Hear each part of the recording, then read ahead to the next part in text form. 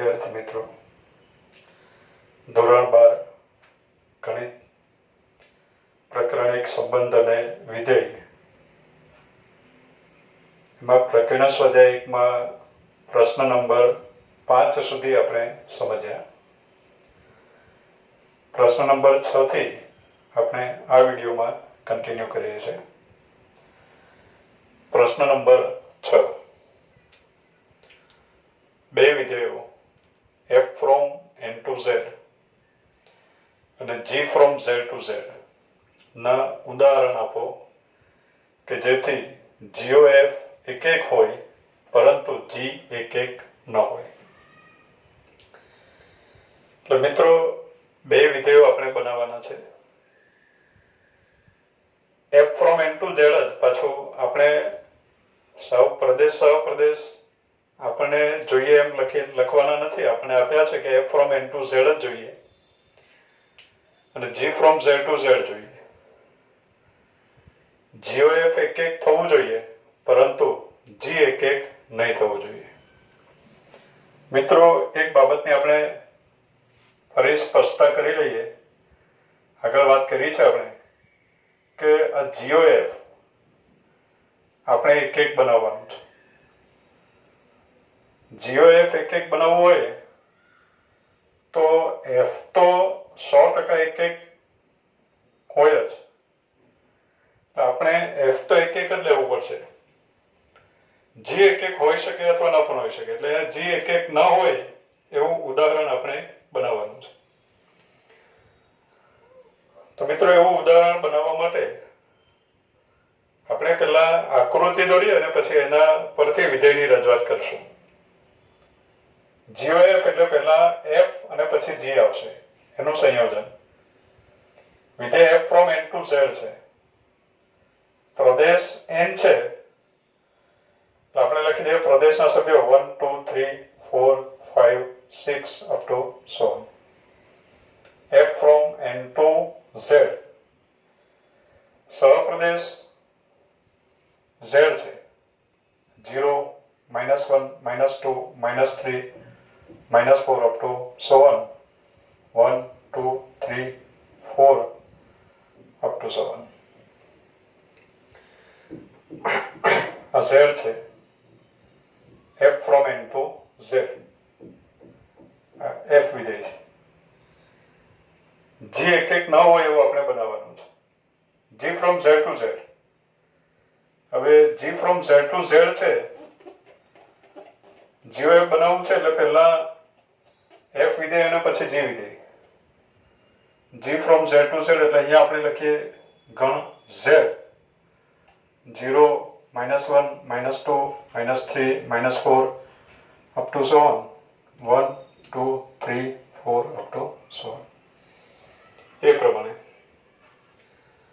હવે f એક એક જ બનાવવું છે. આપણે કોઈ ભારે વિધેય વિચારી નહીં, ઉદાહરણ આપવાનું છે તો 1 ને આપણે 1 સાથે સાંકળી લઈએ, 2 ને 2 સાથે સાંકળી લઈએ, 3 ને 3 સાથે સાંકળી લઈએ, 3 ને 3 સાથે સાંકળીએ, 4 ને 4 સાથે સાંકળી લઈએ, 5 ને 5 સાથે,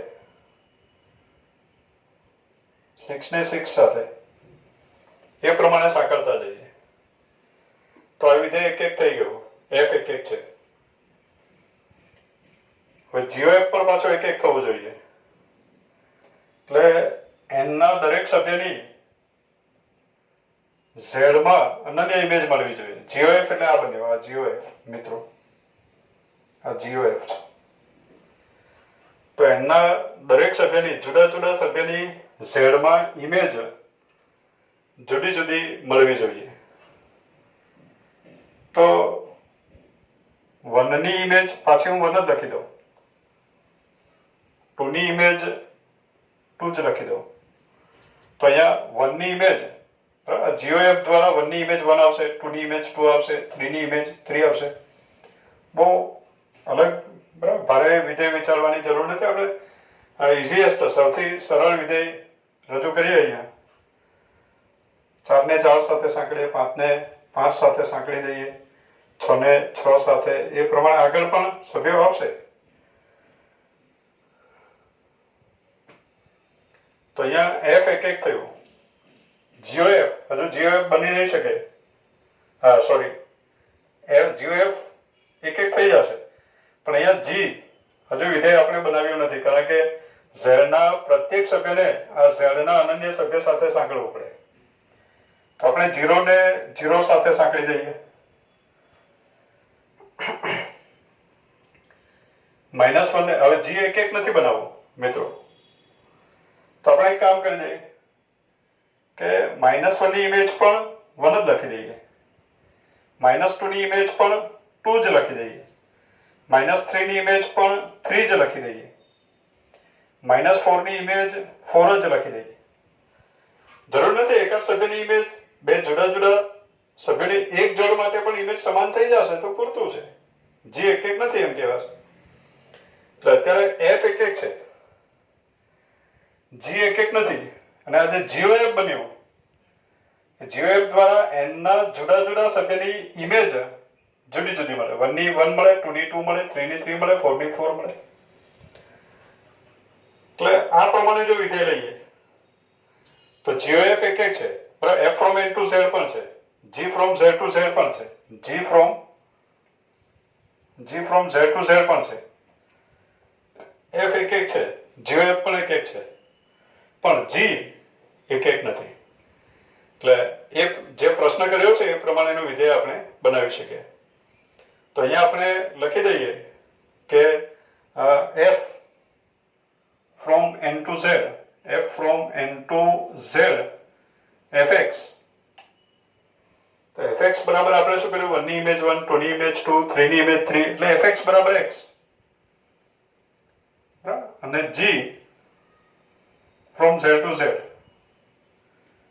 g of x કયું લીધું આપણે, તો કે 0 ની ઇમેજ 0 મળી, પ્લસ ઓર માઇનસ +1 -1 બંનેની ઇમેજ 1, +2 -2 બંનેની ઇમેજ 2. એટલે g of x બરાબર મોડ્યુલસ x લઈએ તો 0 ની ઇમેજ 0 મળે, -1 ની અને 1 ની ઇમેજ 1 મળે, -2 અને 2 ની ઇમેજ 2 મળે. તો આ પ્રમાણે વિધેય લઈએ, આ પ્રમાણે વિધેય લેતા, તો આ પ્રમાણે વિધેય લઈએ તો GOF from n to z આ બન્યું. GOF કયું બને, GOF from n to z બને. f from n to z છે, g from z to z છે. f નો સહપ્રદેશ અને g નો પ્રદેશ સમાન છે, તો GOF મળે. કેવું મળે, n થી z પરનું, f ના પ્રદેશથી g ના સહપ્રદેશ પરનું મળે, n to z પરનું મળે. GOF from n to z, GOF of x is equal to g of f of x. આ પ્રમાણે થયું, is equal to g of f of x is x અને g of x is modulus x. પણ અત્યારે જે x છે એ n નો સભ્ય છે, તો મોડ્યુલસ x બરાબર x લખી શકીએ આપણે. તો આ GOF જે બન્યું હોય from n to z, GOF of x બરાબર x આવ્યું. તો આ પ્રમાણે લેતા GOF આ મળે, GOF આ પ્રમાણે મળે. તો આપણે એમ કહી શકીએ કે અહીં f અને GOF એક એક છે, એક એક છે, પણ G એક એક નથી. વિધેય G એક એક નથી, બાકી f અને GOF બંને એક એક છે, પણ GOF એક એક નથી. એવું ઉદાહરણ આ પ્રમાણે આપણે આપી શકીએ. આપણે ફક્ત ઉદાહરણ બનાવવાનું છે, કારણ ખ્યાલ આવી જાય એમ છે. કારણ આપણે લખતા નથી, કારણ માંગે તો પછી આપણે કેવું પડે કે આ fx બરાબર x, જુદી જુદી પ્રાકૃતિક સંખ્યાની ઇમેજ જુદી જુદી આવે છે એટલે એક એક છે. આમાં બે એવા સભ્યો લખવાના -1 અને 1 જેની ઇમેજ સમાન આવે એટલે એક એક નથી. પણ GOF માં જુદી જુદી પ્રાકૃતિક સંખ્યાની ઇમેજ જુદી જુદી મળે છે, માટે GOF પણ એક એક છે, f પણ એક એક છે, પણ G એક એક નથી. એમ આપણે કારણ રજૂ કરી શકીએ. ફક્ત ઉદાહરણ માંગ્યું છે એટલે આપણે આ પ્રમાણે ઉદાહરણ લખી દઈશું. નેક્સ્ટ દાખલા નંબર 7. બે વિધેયો f from n to n અને g from n to n ના ઉદાહરણ આપો જેથી GOF વ્યાપ્ત હોય પણ એફ વ્યાપ્ત ન હોય એ પ્રમાણે આપ્યું છે. બે વિધેયો F from N to N અને G from N to N ના ઉદાહરણ આપણે બનાવવાનું છે કે જેથી જીઓએફ વ્યાપ્ત હોય પણ એફ વ્યાપ્ત ન હોય. મિત્રો, જીઓએફ વ્યાપ્ત આગળ આપણે વાત કરી છે, આપણે સમજ્યા છે આપણે કે જીઓએફ વ્યાપ્ત હોય તો જી તો વ્યાપ્ત જ હોય, એફ વ્યાપ્ત હોઈ શકે અથવા ન પણ હોઈ શકે, કઈ પણ હોય, પણ જી 100% વ્યાપ્ત જ હોય.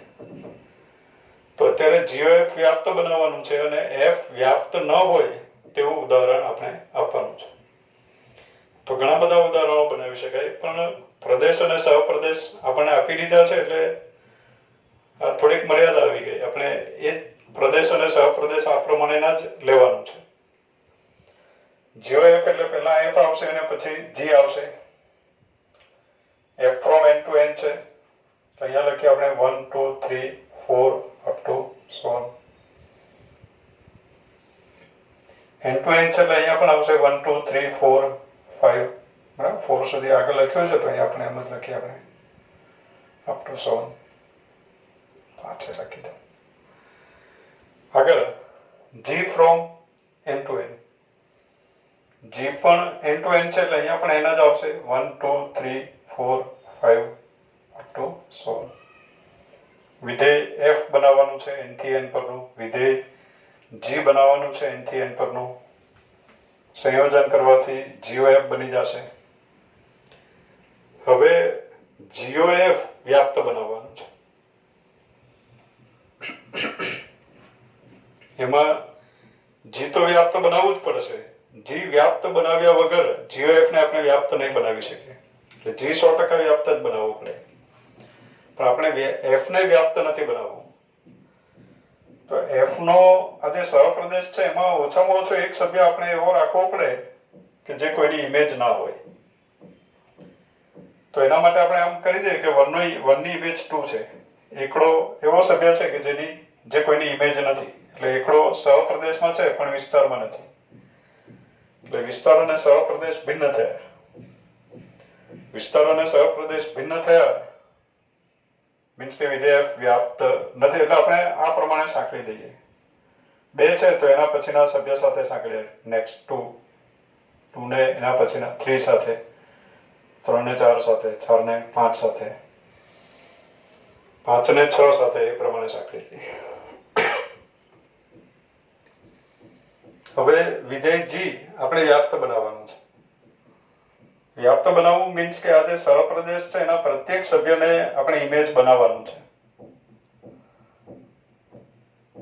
તો દરેક સભ્ય ઇમેજ બનવો જોઈએ. 2 ની ઇમેજ પાછી આપણે 1 કરી દઈએ, 3 ની ઇમેજ 2, 4 ની ઇમેજ 3, 5 ની ઇમેજ 4, બરાબર. એ પ્રમાણે આ 5 પણ ઇમેજ બનશે, આમ 6 ની ઇમેજ બની જશે. એટલે જીના સહપ્રદેશનો દરેક સભ્ય સંકળાઈ ગયો એટલે જી વ્યાપ્ત થઈ ગયો. એફ ના સહપ્રદેશનો એકડો સંકળાયા વગરનો રહી ગયો એટલે એફ વ્યાપ્ત નથી. પણ મિત્રો અહીંયા ખામી એ છે કે વિધેય આ જી જે છે હજુ વિધેય નથી બન્યું, કારણ કે જી ના પ્રદેશનો એક સભ્ય હજુ સંકળાયા વગરનો બાકી છે. ના સાંકળીએ તો વિધેય નહીં થાય. એટલે આ જે 1 છે એને આપણે 1 સાથે જ સાંકળી દઈએ. તો અત્યારે એફ એક છે, જી સોરી એફ વ્યાપ્ત છે, સોરી જીઓએફ વ્યાપ્ત છે, કારણ કે જીઓએફ એન થી એન પરનું વિધેય છે. 1 ની ઇમેજ 1 જ આવે, 2 ની ઇમેજ 2, 3 ની ઇમેજ 3.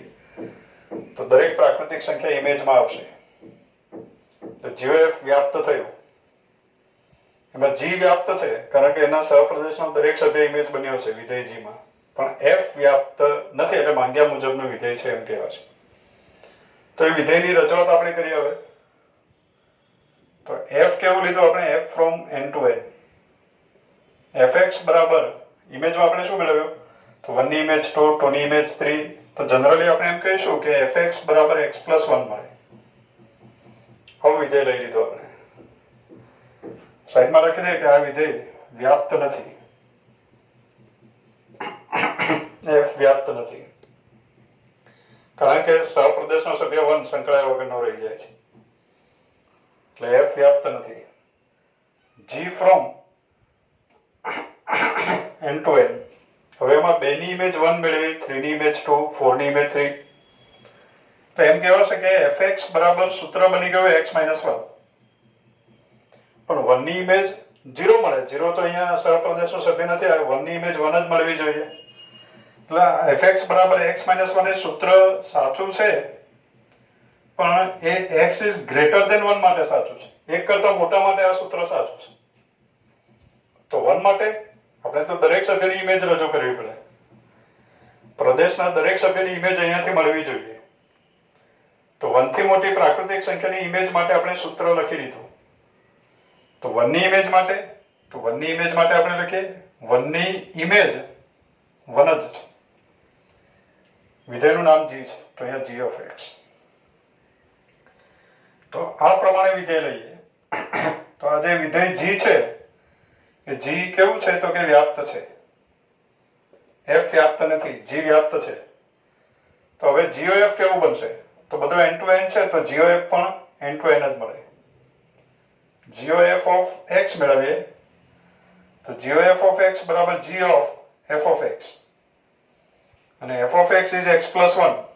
એટલે g of x + 1 થયું. હવે x + 1 ઉપર g એપ્લાય કરશું. મિત્રો x + 1 એનો અંશ x + 1 કોઈ પણ સંજોગોમાં 1 નહીં હોઈ શકે. કારણ કે x પ્રાકૃતિક સંખ્યા છે, n નો સભ્ય છે. પ્રાકૃતિક સંખ્યામાં 1 ઉમેરશું તો આ 2 અથવા 2 થી મોટી સંખ્યા છે. અને એની ઉપર g એપ્લાય કરીએ તો પહેલા નંબરનું સૂત્ર, 1 ઉપર g એપ્લાય કરો તો બીજા નંબરનું સૂત્ર. તો અહીંયા પહેલા નંબરના સૂત્ર પ્રમાણે x - 1 છે, તો અત્યારે આવશે x + 1 - 1, એટલે x બની ગયો. અને આ જે વિધેય છે એ વ્યાપ્ત છે, કારણ કે n ના દરેક સભ્ય ઉપર GOF એપ્લાય કરશો તો પાછો n નો એ જ સભ્ય મળે. in બની ગયો. in n થી n પરનું તડે વિધેય એ હંમેશા વ્યાપ્ત જ હોય. એટલે અત્યારે GOF વ્યાપ્ત છે, g વ્યાપ્ત છે, પણ f વ્યાપ્ત નથી એવું ઉદાહરણ આપણે આ રીતે બનાવી શકીએ. નેક્સ્ટ દાખલા નંબર 8. x એ આપેલ અરિક્ત ગણ છે. x કોઈ અરિક્ત ગણ છે, એટલે કે x ખાલી ગણ નથી. એમાં ઓછામાં ઓછો એક સભ્ય તો છે જ.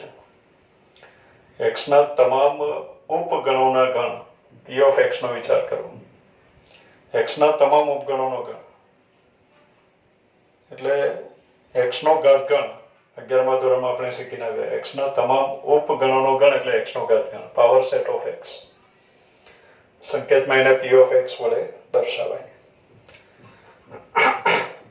એટલે x ના તમામ ઉપગણોનો ગણ એટલે કે p of x નો દરેક સભ્ય x નો ઉપગણ છે. p of x પર સંબંધ r આ પ્રમાણે વ્યાખ્યાયિત છે. p of x પરનો સંબંધ આપણે બોલીએ a પરનો સંબંધ, અત્યારે p of x પરનો સંબંધ r આ પ્રમાણે વ્યાખ્યાયિત છે. p of x ના ઉપગણો a અને b માટે a is subset of b, તો અને તો જ ARB. ટેક્સ્ટબુકમાં આ પ્રમાણે લખ્યું છે p of x ના ઉપગણો a અને b. ઉપગણો નહીં આવે. p of x ના સભ્યો a અને b. બરાબર. x ના ઉપગણો એટલે p of x ના સભ્ય થયા.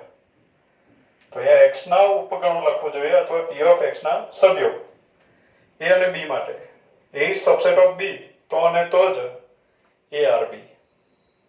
r A p of x પર સામ્ય સંબંધ છે. તમારા જવાબનું સામ્ય સંબંધ છે કે નહીં આપણે ચકાસવાનું. તમારા જવાબનું સમર્થન કરો એટલે આપણે જે ચકાસીએ છીએ સામ્ય સંબંધ છે કે નહીં એનું કારણ આપશો. તો તો અહીંયા સમજીએ આપણે p of x, પહેલા હું p of x ની વાત કરું. આપણે 11મા માં શીખીને આવ્યા p of x = set of all a, એમ લખી દઉં. એવા તમામ ગણોનો ગણ. આ ગણ છે, એ શું છે? ગણ છે. એવા તમામ ગણોનો ગણ છે, એનો ગણ કે જે x નો સબસેટ હોય. x નો સબસેટ હોય એવા તમામ ગણોનો ગણ એટલે p of x. હવે મિત્રો r જે છે p of x પરનો સંબંધ, a પરનો સંબંધ હોય તો a ક્રોસ એનો સબસેટ થાય. તો r p of x પરનો સંબંધ છે એટલે p of x cross p of x નો સબસેટ. અત્યારે સંબંધ આ ફક્ત સમજવા માટે છે મિત્રો. r જે છે એ સબસેટ છે શેનો? p of x પરનો સંબંધ છે એટલે p of x cross p of x નો સબસેટ કહેવાય. હવે a અને b p of x ના સભ્ય છે એમ કીધું છે. સભ્ય છે એમ હોવું જોઈએ. સભ્ય માટે a is subset of b, તો અને તો જ arb. એટલે સંબંધનું નામ r છે.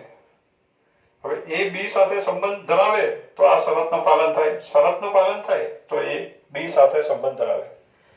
એટલે આ જે સંબંધ છે એને ગણ સ્વરૂપે આપણે લખીએ તો આ પ્રમાણે લખી શકાય. સંબંધ r = set of p of x પરનો સંબંધનો દરેક સભ્ય ક્રમયુક્ત જોડ હોય. p of x પરનો સંબંધ તો એ ક્રમયુક્ત જોડનો પ્રથમ ઘટક પણ p of x નો સભ્ય હોય અને બીજો ઘટક પણ p of x નો સભ્ય હોય. તો અહીંયા પ્રથમ ઘટક p of x નો સભ્ય, બીજો ઘટક પણ p of x નો સભ્ય. હવે a b સાથે સંબંધ ધરાવે. આ ગણ છે બંને, કેમ કે x ના સબસેટ છે. ઉપગણ પોતે પણ ગણ હોય. તો a b સાથે સંબંધ ધરાવે. ક્યારે સંબંધ ધરાવે? તો આ શરતનું પાલન થાય તો સંબંધ ધરાવે. સંબંધ ધરાવે તો શરતનું પાલન થાય. બાજુમાં આપણે શરત લખવી જોઈએ, a is subset of b. એટલે જો a b સાથે ઉપગણ હોવાનો સંબંધ ધરાવે, બરાબર, a subset of b હોય તો a b સાથે સંબંધ ધરાવે. એટલે સંબંધનું નામ શું છે? ઉપગણ હોવાનો સંબંધ. પ્રથમ ઘટક બીજા ઘટક સાથે ઉપગણ હોવાનો સંબંધ ધરાવે. તો અત્યારે સંબંધનું નામ જ છે સબસેટ. અત્યારે r is subset એમ કહેવાય. r is subset. હવે આ જે સંબંધ છે એ સામ્ય સંબંધ છે કે નહીં તે આપણે ચેક કરવું છે. તો એના માટે સ્વવાચકતા, સંમિતતા અને પરંપરિતતા આપણે ચકાસવાની છે. તો શરૂઆત કરીએ સ્વવાચકતા માટે.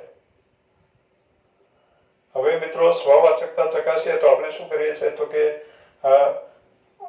a પરનો સંબંધ હોય તો આપણે બોલીએ for every small a belongs to capital A માટે ARA થવું જોઈએ. તો અત્યારે p of x પરનો સંબંધ છે તો આપણે લખવું પડે for every a belongs to p of x માટે. હવે આ જે શરત છે એમાં આપણે a ની જગ્યાએ તો a લખશું, b ની જગ્યાએ પણ a જ લખશું. પછી જોઈશું કે દરેક a માટે વિધાન સાચું છે કે નહીં. a is subset of a. મિત્રો જો આ વિધાન સાચું છે કે નહીં તો p of x નો સભ્ય ગણ a છે. હવે ગણ a માટે a is subset of a. આપણને ખબર છે કે દરેક ગણ પોતે પોતાનો ઉપગણ હોય, મીન્સ કે આ વિધાન સાચું છે. p of x ના દરેક સભ્ય માટે આ વિધાન સાચું છે. p of x ના એક પણ સભ્ય એવો તમને મળશે નહીં કે જેમાં કોઈ ગણ પોતાનો ઉપગણ ન હોય. માટે આપણે કહી શકીએ therefore સબસેટ હોવાનો જે સંબંધ છે, સબસેટનો જે સંબંધ છે એ સ્વવાચક છે. ઇમ્પ્લાઇઝ AR લખી દઈએ. ચાલો, સંબંધનું નામ r છે. r એ જ સબસેટ છે ખરેખર. AR તો અહીંયા સબસેટની જગ્યાએ r લખીએ. r સ્વવાચક છે. ચાલો, સંબંધ r સ્વવાચક છે એવું સાબિત થયું. સંમિતતાની વાત કરીએ. સંમિતતા. તો સંમિતતાની કન્ડિશન છે મિત્રો ARB implies BRA. જો a b સાથે સંબંધ ધરાવે અને b પણ a સાથે સંબંધ ધરાવે તો એવા સંબંધને સંમિત સંબંધ કહેવાય.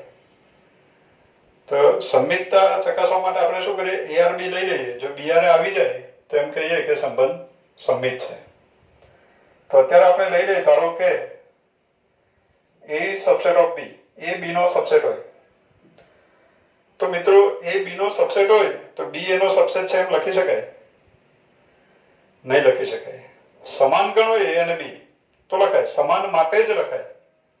સમાન ન હોય એવા માટે લખી શકાય નહીં. એટલે અહીંયા લખીએ આપણે કે A is subset of B, તો B is subset of A એ સાચું નથી. બરાબર? અહીંયા લખી દે કે A is not equal to B હોય, A અને B સમાન ન હોય. સમાન હોય તો A is subset of B હોય તો B is subset of A પણ લખાય. પણ સમાન હોય, સમાન ન હોય તો B is subset of A થતું નથી. સમાન હોય તો થાય. મિત્રો અહીંયા એક શબ્દ છે આપણી પાસે કે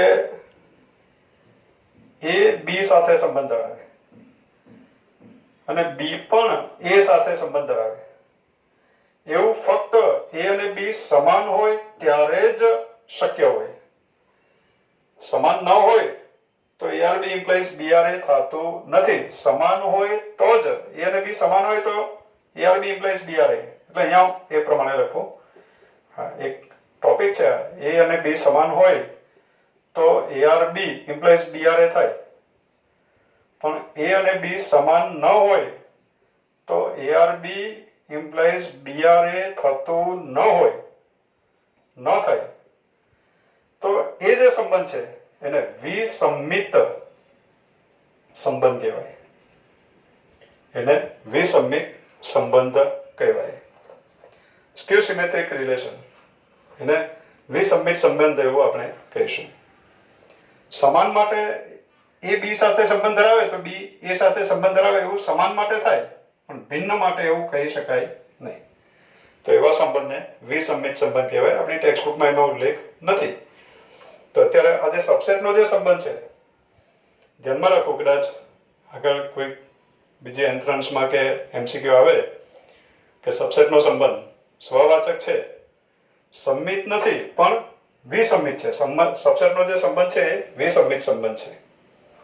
તો A સબસેટ ઓફ B થાય છે પણ B સબસેટ ઓફ A થતું નથી. સમાન સિવાયના માટે B સબસેટ ઓફ A થતું નથી. માટે સબસેટનો સંબંધ એટલે કે R સંબંધ R સંમિત સંબંધ નથી. સંમિત સંબંધ નથી. હવે મિત્રો પરંપરિતતાની વાત કરીએ. પરંપરિતતા, જો કે સંમિત નથી એવું આવ્યું એટલે પરંપરિતતા આપણે ન ચકાસીએ તો પણ ચાલે. કારણ કે સંમિત નથી એટલે અહીંયાથી કહી શકીએ કે આપેલા સંબંધ, સબસેટનો સંબંધ સામ્ય સંબંધ તો નથી જ, છતાં પણ આપણે પરંપરિતતા ચકાસી લઈએ. તો પરંપરિતતાની કન્ડિશન છે ARB અને BRC ઇમ્પ્લાઇઝ ARC. તો પરંપરિતતા માટે આપણે ધારી લઈએ, ધારો કે ARB અને અત્યારે સભ્યો ગણ છે તો સ્મોલ લેટર્સમાં લખાશે નહીં, અને BRC implies A is subset of B અને B is subset of C. હવે A B નો સબસેટ હોય અને B C નો સબસેટ હોય તો A is subset of C કહેવાય. તો અહીંયા A સબસેટ ઓફ C થાય છે. ખરેખર સાબિતી ના કહેવાય. તો પરંપરિત છે એમ આપણે લઈ લીધું. પરંપરિત છે એટલે એવું લખાય છે. ખરેખર તો આ પ્રમાણે આવે કે A is subset of B છે તો આપણે એમ કહી શકીએ કે for every x belongs to A implies x belongs to B. પ્રત્યેક x કે જે A માં છે તો B માં પણ છે. અને B is subset of C છે તો for every x belongs to B implies x belongs to C.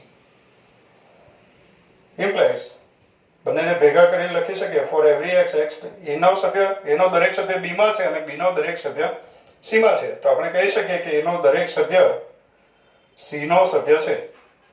તો સાબિત થઈ ગયું કે A is subset of C. એટલે આ પ્રમાણે એની સાબિતી આવશે. માટે આપણે કહી શકીએ કે સંબંધ, સબસેટનો જે સંબંધ છે એ પરંપરિત છે. એટલે સ્વવાચક છે, સંમિત નથી, પરંપરિત છે. એટલે અહીંયા હું લખું છું કે therefore સબસેટનો જે સંબંધ છે એ સ્વવાચક છે, સંમિત નથી પણ વિસંમિત છે. એ વધારાની જાણકારી માટે લખી દો કે વિસંમિત છે. સંમિત નથી પણ વિસંમિત છે. પરંપરિત છે માટે સામ્ય તો નથી જ, સામ્ય નથી. એટલે મિત્રો આપણી ટેક્સ્ટબુકના ઉત્તર માટે આટલું જ આવશે. સબમિટ નથી એટલું સાબિત કરી દઉં એટલે તમે કહી શકો કે સંબંધ સામ્ય તો નથી જ. સામ્ય છે કે નહીં એવો પ્રશ્ન છે, સામ્ય નથી. આ વધારાની માહિતી છે, બરાબર. આગળ ઉપયોગમાં લઈ શકાય એટલા માટે, કોઈક વાર જરૂર પડે તો ઉપયોગમાં લઈ શકાય એટલા માટે આપણે એ માહિતી આપી છે. નેક્સ્ટ દાખલા નંબર 9.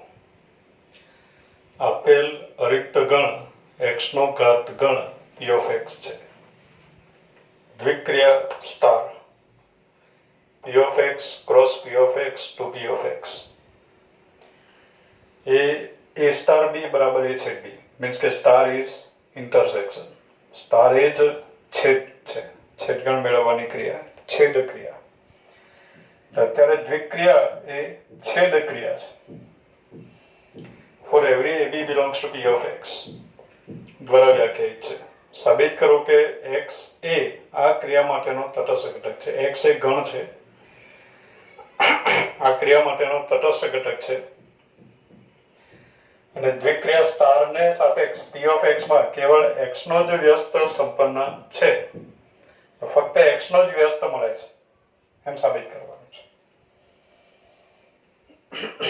પહેલા મિત્રો સ્ટાર દ્વિક્રિયા છે. આપણને ખબર છે કે star from a cross a to a હોય તો સ્ટાર ને a પરની દ્વિક્રિયા કહેવાય. તો અત્યારે સ્ટાર p of x પરની દ્વિક્રિયા છે. p of x એટલે x નો ઘાત ગણ, એટલે x ના તમામ ઉપગણોનો ગણ. ગણ x જે છે એના તમામ ઉપગણોનો ગણ એટલે પાવર સેટ ઓફ x. એટલે અત્યારે જે દ્વિક્રિયા છે આપણે અહીંયા લખીએ કે અહીં દ્વિક્રિયા કઈ આપી આપણને? Star from p of x cross p of x to p of x. x ની એ ગણ a ની જગ્યાએ p of x છે. a પરની દ્વિક્રિયા અત્યારે p of x પરની દ્વિક્રિયા. અને ક્રિયા કઈ રીતે વ્યાખ્યાયિત છે? તો a સ્ટાર b બરાબર a છેદ b. અત્યારે સ્ટાર એ જ છેદ ક્રિયા છે એમ કહેવાય છે. સાબિત કરો કે x એ આ ક્રિયા માટેનો તટસ્થ ઘટક છે. હવે મિત્રો દરેક સભ્ય p of x નો સભ્ય છે. a અને b બંને આવશે ક્યાંથી? p of x ના સભ્ય, બરાબર. આપણને ખબર છે કે સ્ટાર ક્રમિક જોડ a, b ઉપર એપ્લાય કરાય. એમાં a પણ p of x નો સભ્ય છે અને b પણ p of x નો સભ્ય છે. a અને b p of x ના સભ્ય છે. દરેક ગણ અહીંયા જે આપણે લખીએ છીએ એ બધા p of x ના સભ્ય છે. p of x ના સભ્ય છે એટલે x ના ઉપગણ છે. x નો ઉપગણ છે. x no ઘાતગણ p of x છે. ઘાતગણનો દરેક સભ્ય ગણ, બરાબર, x નો ઉપગણ થશે. તો અત્યારે x ના ઉપગણ છે એટલે દરેક ગણ x નો ઉપગણ છે. માટે આપણે એમ કહી શકીએ કે અત્યારે જે x જે છે, x ખરેખર અત્યારે જે x છે એ જ સાર્વત્રિક ગણ છે. એટલે જનરલી એને આપણે u કહીએ છીએ. યુનિવર્સલ સેટ પર છે એને આપણે u કહીએ. પણ અત્યારે જે x લખ્યો છે x સાર્વત્રિક ગણ છે, કારણ કે દરેક ગણ x નો સબસેટ છે. એટલે x સાર્વત્રિક ગણ છે. મિત્રો આ જે પ્રશ્ન છે એને સમજવા માટે આપણે થોડુંક સાઈડમાં આપણે કામ કરીએ જરા. એક નાનો ગણ હું લઈ લઉં. ધારો કે ગણ x બરાબર set of xy, small xy એવું લઈ લઉં. સેટ ઓફ xy લીધું એટલે p of x ફક્ત સમજવા માટે છે આ ઉદાહરણ. p of x એટલે એનાથી ઘણી બધી બાબતો મિત્રો ક્લિયર થઈ જશે. દાખલો સમજવામાં સરળતા રહેશે. p of x બરાબર સેટ ઓફ, આ જે સેટ ઓફ xy છે એના તમામ ઉપગણોનો ગણ એટલે આવ્યું phi set of x, set of y અને સેટ ઓફ xy એટલે કે કેપિટલ X પોતે. આ પ્રમાણે હવે આ જે ક્રિયા છે છેદ ક્રિયા, એનો આપણે ક્રિયા કોષ્ટક બનાવીએ. પહેલા આવશે phi set of x, set of y અને આ x એટલે સેટ ઓફ xy. એ જ પ્રમાણે અહીંયા પણ આવશે phi set of x, set of y અને સેટ ઓફ xy. phi છેદ phi 5 5 છેદ સેટ ઓફ x 5 5 5 ખાલી ગણ સાથે કોઈ પણનો છેદગણ ખાલી ગણ જ આવશે. સેટ ઓફ x છેદ 5 5 સેટ ઓફ x છેદ set of x set of x set of x છેદ set of y 5 set of x છેદ set of xy set of x set of y છેદ 5 5 set of y છેદ set of x is 5 set of y છેદ set of y is set of y set of y છેદ set of xy is set of y set of xy છેદ 5 is 5 set of xy છેદ set of x is set of x અહીંયા આવશે set of y અને અહીંયા આવશે set of xy આ પ્રમાણે થયું. જેટલા પણ આન્સર છે બધા જ આન્સર p of x ના સભ્યો છે. આ બધા આન્સરો છે p of x ના સભ્યો છે. મીન્સ કે આ જે ક્રિયા છે આ છેદ ક્રિયા સ્ટાર એ જ અત્યારે છેદ ક્રિયા છે એ દ્વિક ક્રિયા છે. છેદ ક્રિયા દ્વિક ક્રિયા છે એવું સાબિત થઈ ગયું અહીંયા. હવેનો તટસ્થ ઘટક શોધો. આપણે વાત કરીએ છીએ મિત્રો કે હાર અને સ્તંભ સરખા વંચાય તો અહીંયા ક્રમના અને જૂથના નિયમનું પાલન થાય. તો હાર અને સ્તંભ તમે વાંચી લો છેદ 5 xy તો આપણે લખ્યું છે બધા જ 5 બધા જ 5 એટલે હાર અને સ્તંભ સરખા વંચાશે એટલે અહીંયા ક્રમના નિયમનું પાલન થાય છે અને જૂથના નિયમનું પણ પાલન થાય છે. બીજી વાત કરીએ આપણે તો આ જે તમામ સભ્યો છે આખી લાઈન આ જે હાર છે અહીંયા દેખાય છે. મીન્સ કે તમામ સભ્યોની સેટ ઓફ xy સાથે ક્રિયા કરો તો એના એક સભ્યો પાછા આવે. સ્તંભમાં ચેક કરો તો પણ ચાલે 5 set of x set of y set of xy આ જ સ્તંભ અહીંયા એક્ઝેક્ટ દેખાય છે. મીન્સ કે આ તમામ સભ્યોની સેટ ઓફ xy સાથે ક્રિયા કરીએ તો એના જ ગણ પાછા આવે છે આન્સરમાં મળે છે. મીન્સ કે આ set of xy A star ક્રિયા માટેનો તટસ્થ ઘટક છે અને સેટ ઓફ xy એટલે જ કેપિટલ x એટલે x એ સ્ટાર ક્રિયા માટેનો તટસ્થ ઘટક છે. સાબિત કરો કે x એ આ ક્રિયા માટે તટસ્થ ઘટક છે. ત્યાર પછી તટસ્થ ઘટક આવ્યો x એટલે કે સેટ ઓફ xy. હવે મિત્રો આપણે જોવાનું હોય કે આ જે આ ક્રિયા કોષ્ટક લખ્યું છે એમાં સેટ ઓફ xy આન્સર ક્યાં દેખાય છે. તો આ જગ્યાએ સેટ ઓફ xy આન્સર દેખાય છે. મીન્સ કે આ કેપિટલ x છે. કેપિટલ x ની કેપિટલ x સાથે જ ક્રિયા કરવાથી કેપિટલ x મળે. x સ્ટાર x કર્યું તો x આવ્યું અને x તટસ્થ ઘટક છે તો આપણે કહી શકીએ કે x પોતે જ પોતાનો વ્યસ્ત છે. x inverse is x. બીજા કોઈમાં સેટ ઓફ xy દેખાતું નથી તો બીજા કોઈને વ્યસ્ત નહીં મળે. ફક્ત કેપિટલ x નો જ વ્યસ્ત મળે અને તે પણ કેપિટલ x જ છે. સેટ ઓફ xy નો વ્યસ્ત મળે કેમ કે વ્યસ્ત માટે આન્સર તટસ્થ ઘટક આવવો જોઈએ અને તટસ્થ ઘટક આવ્યો x capital x set of xy તો સેટ ઓફ xy આન્સરમાં ફક્ત એક જ જગ્યાએ દેખાય છે. એટલે સેટ ઓફ xy ની સેટ ઓફ xy સાથે ક્રિયા કરવાથી સેટ ઓફ xy તટસ્થ ઘટક આવ્યો. મીન્સ કે સેટ ઓફ xy નો ઇન્વર્સ સેટ ઓફ xy છે એમ નક્કી થયું. એટલે ફક્ત x જ વ્યસ્ત સંપન્ન છે બીજા કોઈનો વ્યસ્ત મળતો નથી. એટલે ઉદાહરણ પરથી ઘણી બધી બાબતો મિત્રો ક્લિયર થઈ ગઈ. હવે આપણે દાખલા ઉપર આવીએ. કારણ કે આપણે ઘણી બધી બાબતો કીધી છે સાબિત કરવા માટે એટલે આપણે ડાયરેક્ટ લખી દઈશું. એમાં સાબિતી જેવું લાગશે નહીં એટલે આપણે સમજાવી દીધું. પહેલા સમજણ જરૂરી છે. x સાર્વત્રિક ગણ છે અત્યારે. હવે આપણે તટસ્થ ઘટક મેળવવો છે તો આપણને ખબર છે કે છેદ ક્રિયા સમક્રમી છે તો એ પહેલા લખી દઈએ કે અહીં સ્ટાર ક્રિયા એટલે છેદ ક્રિયા. છેદ ક્રિયા સમક્રમી છે. છેદ ક્રિયા સમક્રમી છે. હવે આ સ્ટાર ક્રિયા માટેનો તટસ્થ ઘટક આપણે મેળવવો છે તો તટસ્થ ઘટક મેળવવા માટે આપણે શું કરીએ તટસ્થ ઘટક ધારી લઈએ. ધારો કે સ્ટાર ક્રિયા માટેનો તટસ્થ ઘટક બરાબર e છે. સ્મોલ e નથી લખતો અત્યારે કારણ કે દરેક ઘટક p of x નો સભ્ય છે. p of x નો સભ્ય પોતે પણ ગણ છે એટલે એને આપણે કેપિટલ વડે દર્શાવીએ છીએ. એટલે તટસ્થ ઘટક માટે આપણે મોટે ભાગે સ્મોલ e લખીએ છીએ પણ અત્યારે સ્ટાર ક્રિયા માટેનો તટસ્થ ઘટક કેપિટલ ઈ લખીએ કારણ કે ઈ પોતે ગણ છે. સ્ટાર ક્રિયા માટેનો તટસ્થ ઘટક ઈ છે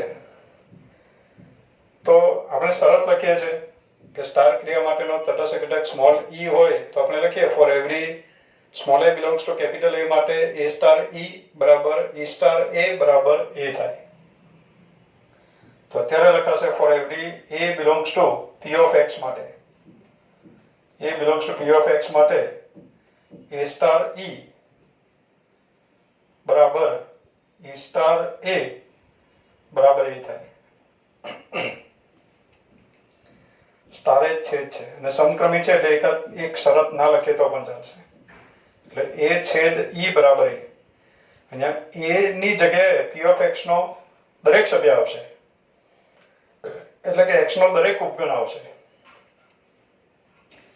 હવે x નો કોઈ પણ ઉપગણ લો આન્સર એનો એ જ આવવો જોઈએ એવો e આપણે પસંદ કરવો.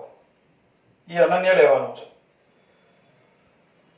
દરેક ગણ માટે એક જ ગણ એવો મળવો જોઈએ કે જેની સાથે છેદ કરવાથી તેનો તે જ ગણ પોતે પાછો આન્સરમાં મળે. એ છેદ ઈ કરો તો પાછો ઈ મળવો જોઈએ. ઈ અનન્ય હોવો જોઈએ. એ ચેન્જ કરી શકો. p of x નો કોઈ પણ સભ્ય લઈ શકો એટલે x નો કોઈ પણ સબસેટ લઈ શકાય. તો મિત્રો p of x નો દરેક સભ્ય for every a belongs to p of x એ કોનો સભ્ય છે? p of x નો સભ્ય છે. p of x નો સભ્ય છે તો x નો સબસેટ છે. તો એ x નો સબસેટ છે તો a છેદ x કરો આ ગુણધર્મ છે કે a છેદ x કરો એ x નો સબસેટ હોય તો a છેદ x કરો તો જે નાનો ગણ હોય તે આન્સરમાં આવે એટલે આન્સરમાં એ જ આવે. પછી એની જગ્યાએ કોઈ પણ ગણ તમે લખી શકો તો એની જગ્યાએ ગમે તે ગણ લખો a છેદ e બરાબર a લાવવું હોય તો એવો અનન્ય ગણ આપણને મળે x. એટલે આપણે અહીંયા લખી દઈશું ઇમ્પ્લાઇઝ e બરાબર x. તો e બરાબર x આપણને એમ સમજાય કે x આપ્યું છે ને આપણે મૂકી દીધું છે તો સાબિત નથી કર્યું તો આપણે એમ કહી દઈશું કે કેમ આવું છે તો આ કારણ કે આ પ્રમાણે થાય છે કે p of x ના દરેક સભ્ય માટે આ સાચું છે. એટલે e ની જગ્યાએ x લઈએ તો જ આ દરેક માટે સાચું પડે. એટલે e બરાબર x મળ્યો માટે આપણે કહી શકીએ કે સ્ટાર માટેનો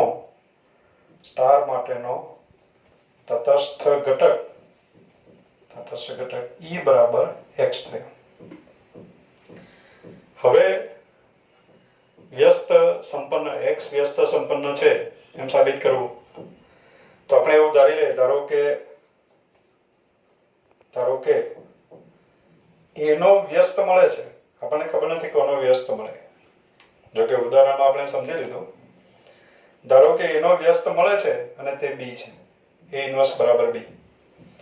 હવે a ઇન્વર્સ બરાબર b હોય તો a સ્ટાર b બરાબર e થાય. ઇમ્પ્લાઇઝ a સ્ટાર b બરાબર b સ્ટાર a બરાબર e થાય પણ સમક્રમી છે એટલે b સ્ટાર a નથી લખતો. ઇમ્પ્લાઇઝ a છેદ b બરાબર e એટલે કે x થાય. હવે x જે છે એ સાર્વત્રિક ગણ છે સૌથી મોટો ગણ છે. હવે આ x એટલે સૌથી મોટો ગણ છે. x આન્સર છેદ ગણોનો આન્સર સાર્વત્રિક ગણ ત્યારે જ આવે જો બંને ગણ સાર્વત્રિક ગણ હોય તો. અહીંયા કમ્પલસરી a અને b બંને x બનવું જરૂરી છે. એટલે ઇમ્પ્લાઇઝ a બરાબર b બરાબર x આ હોય તો જ આ શરત સાચી પડે. a બરાબર b બરાબર x ઇમ્પ્લાઇઝ b બરાબર x. b શું છે તો કે એનો વ્યસ્ત. a પણ વ્યસ્ત x છે અને b પણ x છે. b એનો વ્યસ્ત છે મીન્સ કે a તો x છે મીન્સ કે x નો વ્યસ્ત બરાબર x છે. એટલે ફક્ત x નો જ વ્યસ્ત મળે બીજા કોઈનો વ્યસ્ત મળતો નથી કારણ કે કમ્પલસરી a અને b x જ લેવા જોઈએ. માટે આપણે કહી શકીએ કે x નો જ વ્યસ્ત મળે માટે x વ્યસ્ત સંપન્ન છે. વધારામાં આપણે એમ પણ કહી શકીએ કે x નો વ્યસ્ત તથા x નો વ્યસ્ત બરાબર x જ છે. તે પોતે જ સાર્વત્રિક ગણ પોતે જ પોતાનો વ્યસ્ત છે. એટલે છેદ ક્રિયા દ્વિક્રિયા તરીકે છેદ ક્રિયા આપી હોય તો એમાં સાર્વત્રિક ગણ પોતે પોતાનો વ્યસ્ત છે. સાર્વત્રિક ગણ સિવાયના કોઈ પણ ગણનો વ્યસ્ત મળતો નથી. આ બધું MCQ માટે ધ્યાનમાં રાખવા આ બધા સેન્ટેન્સો.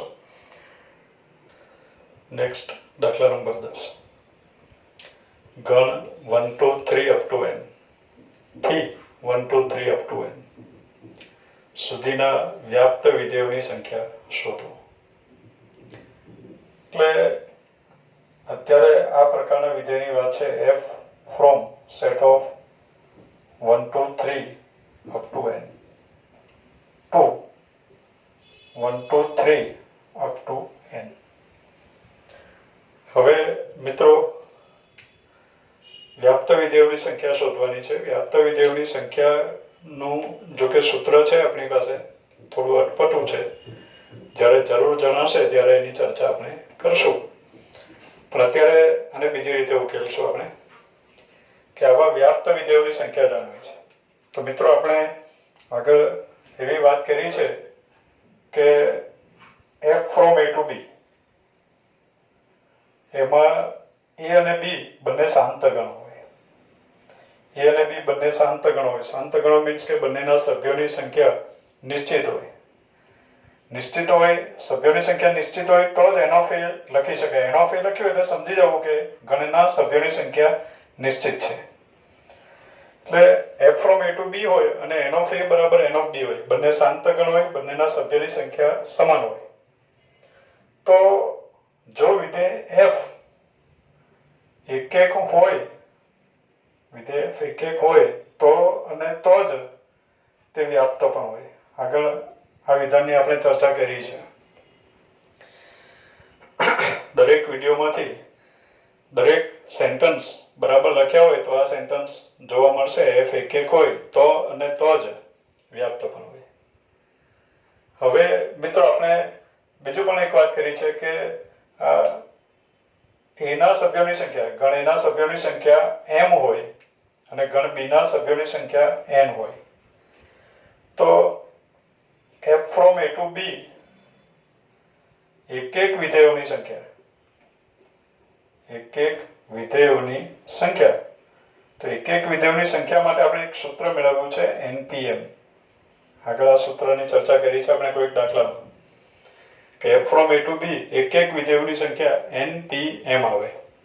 સહપ્રદેશના સભ્યોની સંખ્યા p, પ્રદેશના સભ્યોની સંખ્યા npm. તો અત્યારે f from a to b એક એક વિધેયોની સંખ્યા જાણવી છે. ગણ b માં પણ n સભ્યો છે અને ગણ a માં પણ n સભ્યો છે. તો અત્યારે એક એક વિધેયોની સંખ્યા હાલમાં અહીં એક એક વિધેયોની સંખ્યા આપણને મળશે. એક એક વિધેયોની સંખ્યા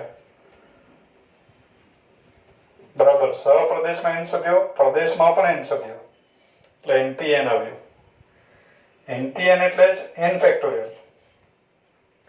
બીજી એક વાત થઈ કે જે એક એક હોય એ વ્યાપ્ત પણ હોય. મીન્સ કે જેટલા એક એક વિધેય મળે એટલા જ વ્યાપ્ત પણ મળે. કારણ કે જે વિધેય એક એક છે એ પોતે જ વ્યાપ્ત પણ છે.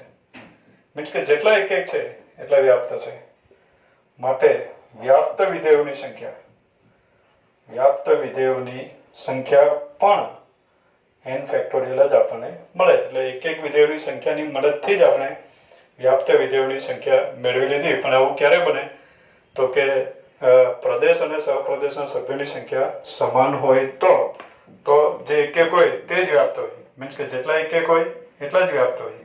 અને એક એક કેટલા છે? n factorial. તો વ્યાપ્ત કેટલા થશે? n factorial. બીજા દાખલાઓની ચર્ચા આપણે નેક્સ્ટ વિડીયોમાં કરશું.